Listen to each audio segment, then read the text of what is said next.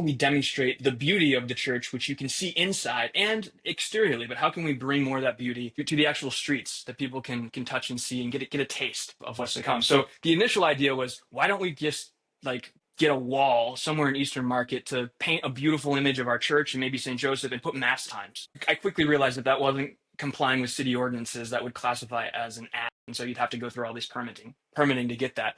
But what I did find is that Detroit has a unique ordinance that basically gives artists and muralists carte blanche. They can do whatever they want. They don't need to get permits or anything.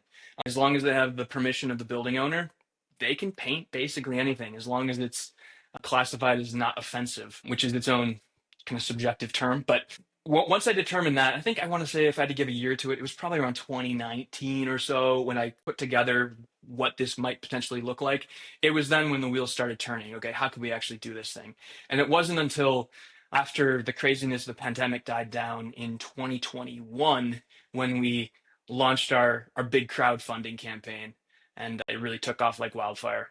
And then we had a bunch of obstacles, which I'm sure we can touch on. Yeah, I was gonna say. So I think we've covered pretty much the beginnings right here.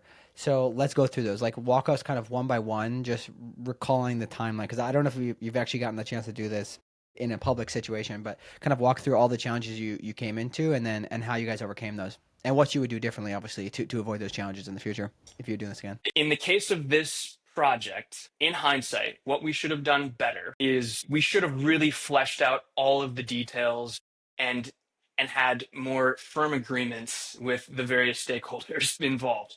We had some handshake agreements, but that was about it. And so I can speak to specifically how that hurt us. I put my marketing skill sets and expertise to the project. I surrounded myself with a good group of creatives, and we put together a really compelling video ad campaign. We did 2 or 3 different videos that were filmed in a way that I just knew would take off like wildfire in Catholic Twitter and the other kind of Catholic social spaces. And it absolutely met my expectations.